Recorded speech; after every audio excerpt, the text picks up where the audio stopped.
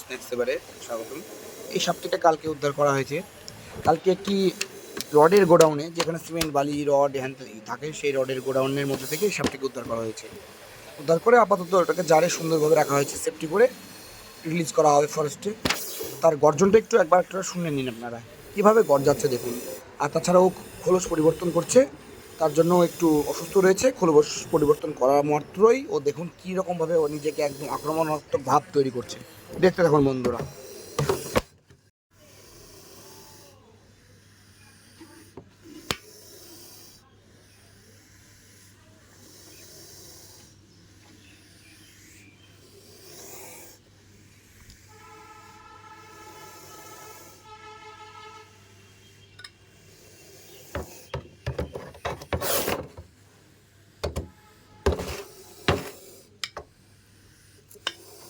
এটি আমাদের Indian spectacled cobra, যাকে গ্রাম বাংলার ভাষায় আমরা খরিশ বলে থাকি।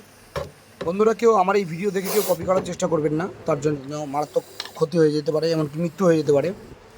শুধুমাত্র এক্সপার্টরাই করতে পারে। আমি দীর্ঘ ট্রেনিং নেওয়ার তারপর থেকে এই কাজটা করতে পারি। দেখুন কীভাবে সাপটি রয়েছে।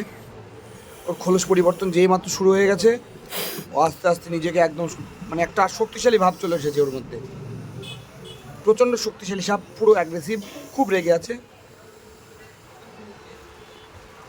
সাপে কামড়ালে অবশ্যই সেই রোগীকে নিয়ে হসপিটালে যাবেন। কোনো তান্ত্রিক ওঝা কারো কাছে যাবেন না, তাহলে জীবনে হানি করবে, বাঁচবেন না, মারা যাবেন। দেখুন সাপটিকে কীভাবে লম্বা হচ্ছে, কীভাবে এগিয়ে আসছে আমার দিকে আক্রমণাত্মকভাবে কামড়ানোর জন্য। রাত্রিবেলায়, এখন অবশ্য দিনে রাত্রিবেলায় বর্ষার টাইম তো, সাপ দেখা যাচ্ছে অতিরিক্ত পরিমাণে। কারো বাড়িতে সাপ ঢুকলে মারবেন না অবশ্যই। উপর স্ক্রিনে দেওয়া নাম্বারটা কল করবেন, আমি তাদেরকে আমাদের বাড়ির ঠিক আশেপাশে হলেই মোটামুটি আমি ঠিক পৌঁছে যাব। অতিরিক্ত দূরে হলে আমি ঠিক যোগাযোগ নাম্বার দিয়ে দেবো, সেখানে যোগাযোগ করে নিলে টিম এসে আপনার থেকে বাড়ি থেকে সাপটাকে উদ্ধার করে নিয়ে যাবে। ধন্যবাদ বন্ধুরা, দেখতে থাকুন, ভালো থাকুন সবাই।